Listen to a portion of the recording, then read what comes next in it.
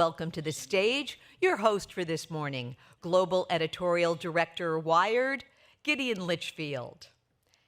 And our panelists, Sakena Yacoobi, President and Executive Director of the Afghan Institute of Learning, and Geci Karuri-Sebina, organizer of African Civic Tech Innovation Network.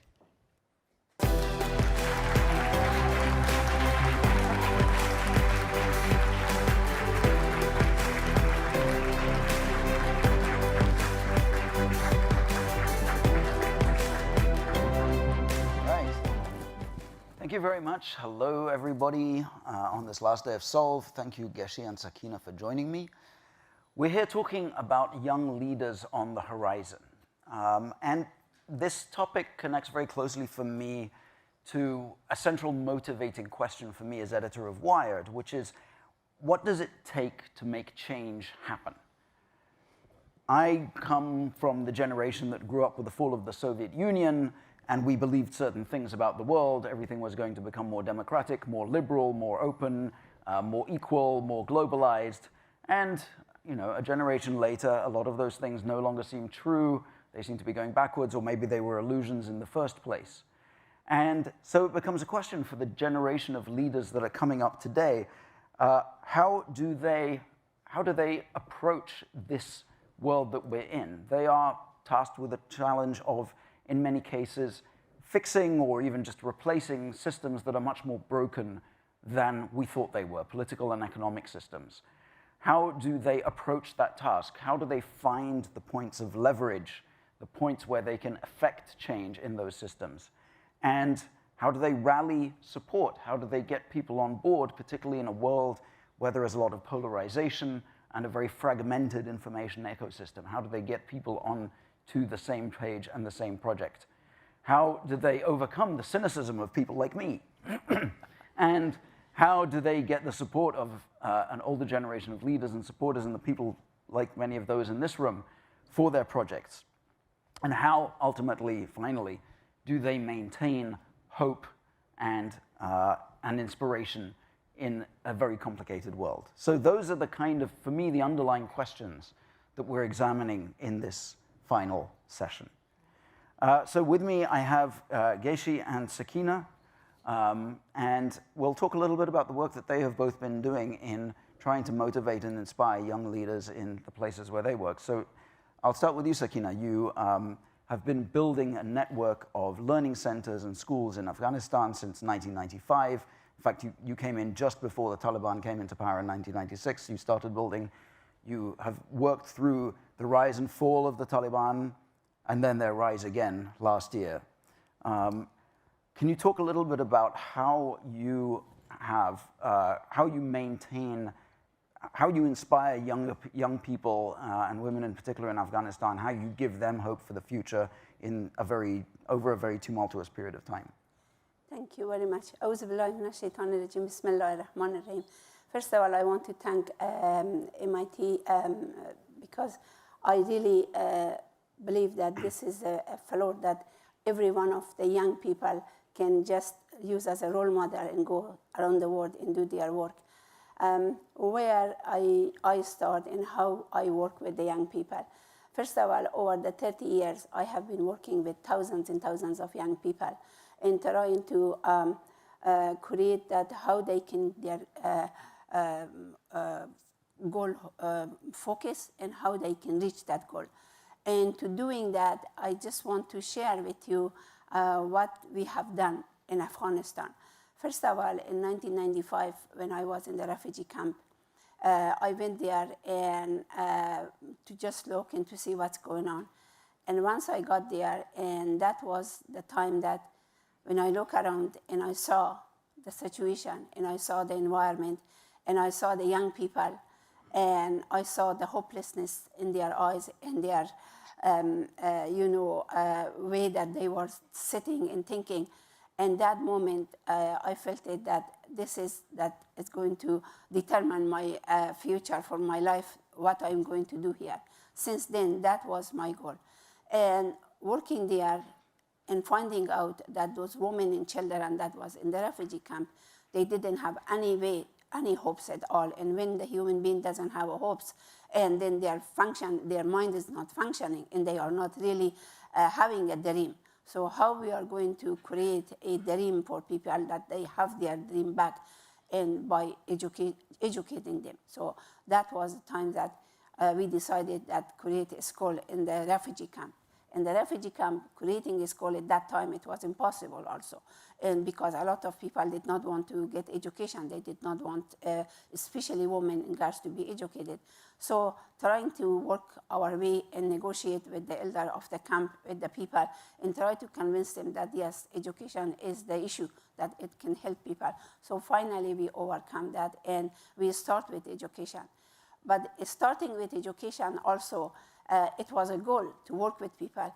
But really, did I want it to work in area of health? No, really, my plan wasn't to work on area of health. But once the need comes, then you just make a decision that moment that there is a need, we have to work on that. And then you create a program that it's fit your need. And that is, we did start working in the health issue, and we built clinics. And then after that, and we just keep working.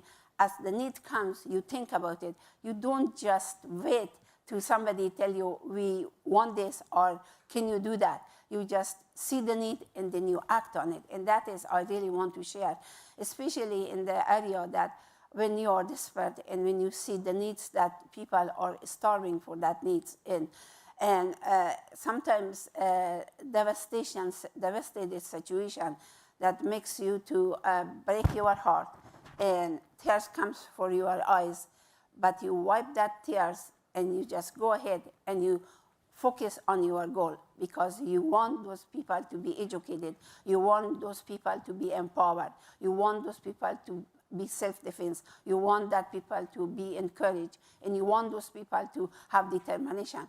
And for that purpose, you just keep focus, and no matter which government comes and which government goes, how the program, how the system collapses, you just start from zero ground and go backward. And that's not easy. It's not an easy task, but it needs something that we all must to know that it's our goal. It's not somebody else's goal. And if it's our goal, it's comes from my heart. It comes with love. It comes with, wisdom. It comes with something that I believe in it. And so if it comes from you, so it is you that you are going to make that is going to happen. But if somebody else tells you what to do, or somebody else gives you a project to do that, then that is going to create a problem for you, because you are not, your heart is not in it, and you are not there. So one thing that my advice for the new generation is that always focus your goal, and focus on your goal, and it's be your goal. No matter what it comes, then you can keep going. And that is we have been doing with the young people. Thousands and thousands of young people have been working with me, and through different sectors, through education, through health, through media. For example, I never was planning to have a media, and as the need comes, we start having a TV station, and we start having a radio station. And also the radio station become like our advertise, because during the pandemic, that was the only way that we could spread the news all over Afghanistan and tell people how to take care of themselves, because people didn't know how to take care of themselves. And the same thing right now, the TV station. And right now we are in crisis. You know that the school in Afghanistan all has been closed, and the people are devastated, and people are dying from all kinds of, abuse. So what we do, we use the TV station, we use our media, we change our curriculum, we shift the curriculum from what was in school to broadcast over the TV, a lesson plan that the students can sit in front of their TV and watch and learn how to study. But yes, there is an issue of electricity, there was issue internet, but we are trying to somehow manage that. Once you focus on your goal, then you work around that and you create things. As an entrepreneur, I always look at things in a different way. It's not just only one straight way. You have to have a vision, you have to have a imagination, you have to have creativity and innovation. And you combine all those things, and then according to that, you just try to work on your goal, and that is the way you reach. We have a youth group, we have a different kind of youth group that they are involved in. They are doing, they are doing like facilitate, going from community to community, building community, because you just start the program by building community, by having relationship with people. People trust you and you trust them. And from that, then you go on. Because if you don't have the people behind you, you could not function in those countries, especially in a harsh country like ours, that every day there is a system is changing one from the other. And some group come invade us and they want something for themselves. And then they leave and the other group come invade us and then they want something else. It's a power struggle. So we are sitting in our corner and we focus on education in our youth, because I believe in youth. I see the potential. I love the youth. Somebody asked me that a few hours ago, that how do you get courage? How do you do your work in such an environment? And I tell you one thing, that it's given me courage. It's my faith. And the second thing, looking through the young face of those people, young generation, they give me hope. They give me energy. They give me energy that I just keep going. Otherwise, in my age, these days, right now, my program is functioning inside Afghanistan. 1,200 people are working. We have reached 14.5 million people in area of education, in area of health, in area of advocacy, in area of legal work, and also food distribution, humanitarian assistance. We were not a humanitarian organization. As the needs comes, we just act on it. That is my final point for the young people, that don't wait for something to come. You just act on it on your stake, and also know that you will be able to do it because you are focusing on it. And so we were not humanitarian organization, but as the need comes, we start working on it. Thousands and thousands of dollars we gave as human assistance for shelter, for clothing, for food, and we are running the same thing still. Right. They certainly give you a lot of energy, definitely. Thank you. Thank you very much. Thank you.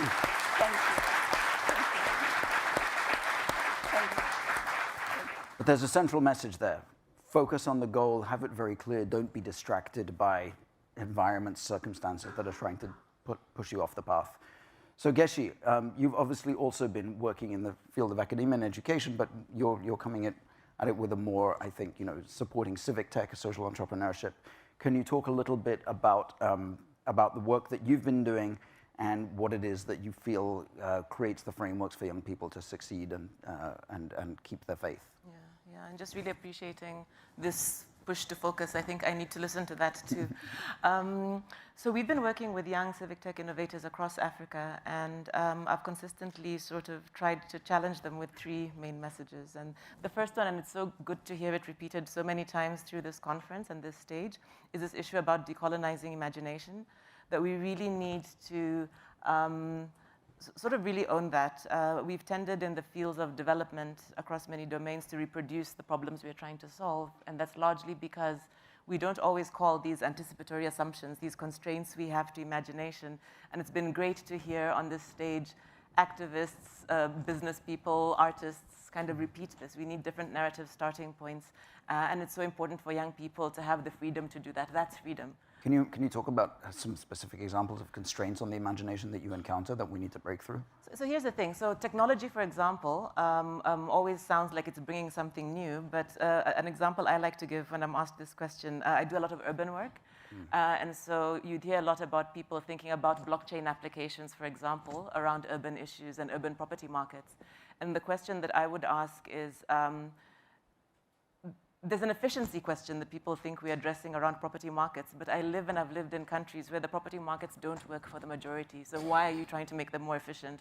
Why are you trying to optimize them? You could use the very same technology to actually disrupt and imagine different kinds of relationships with land and different kinds of relationships with property. Same technology, different imaginary.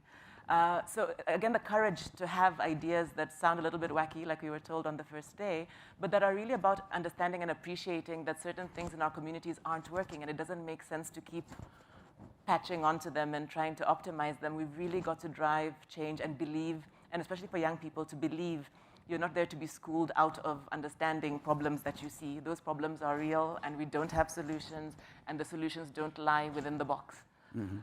So I think that's probably one example I'd give. The second one is really around inclusion, and that's one of the things I'm really proud of what Solve is doing here, because I think part of what they're demonstrating is something I feel very strongly about, which is radical inclusion. As clever as we might be here in Cambridge, you're not going to have people, a few people, a club of a few people, a few clever people solving things for everybody in the world. There are too many problems, they're too complex, they're too contextual. You've got to really unleash genius everywhere. And we've systematically, again, put in too many constraints to thinking about how innovation happens. And I always say inclusion can't be the goal of what we're doing. Inclusion has to be the process of what you're doing, who's doing it, and it has to happen not in one place, but in many places. We've got to work together. We've got to center humans, but we've also got to center participation and inclusion in the process of doing things. Again, the technology enables us to do that may have seemed difficult previously. And I love in the civic tech space that I'm seeing that spirit, the spirit of understanding that you don't solve for people.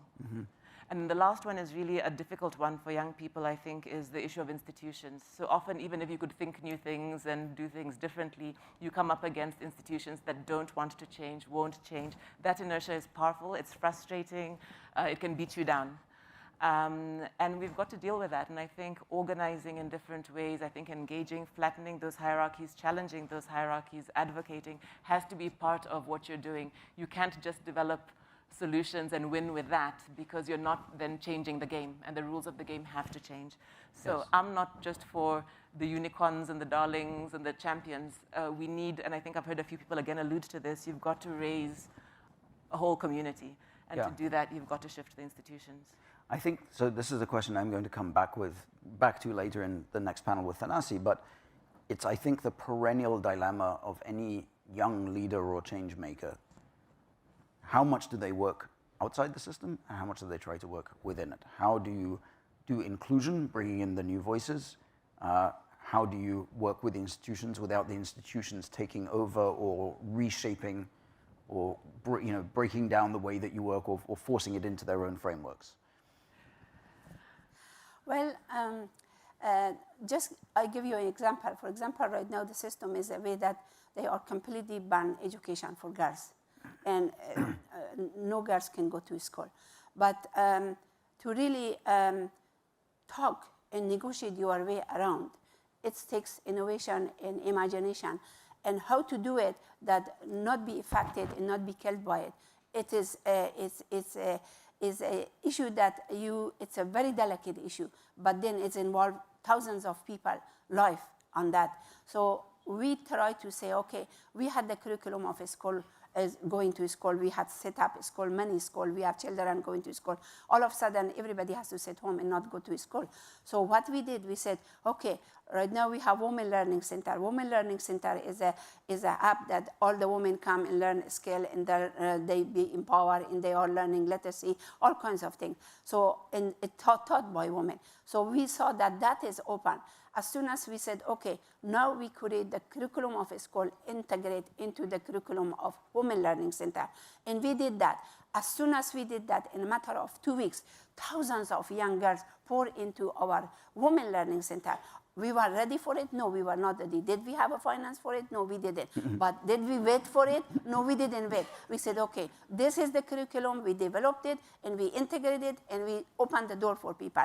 We have 632 Women Learning Center in 16 provinces of Afghanistan. Every one of them, we said, okay, let the girls get in. All the girls in Afghanistan are going there? No, it's just a minority, very little.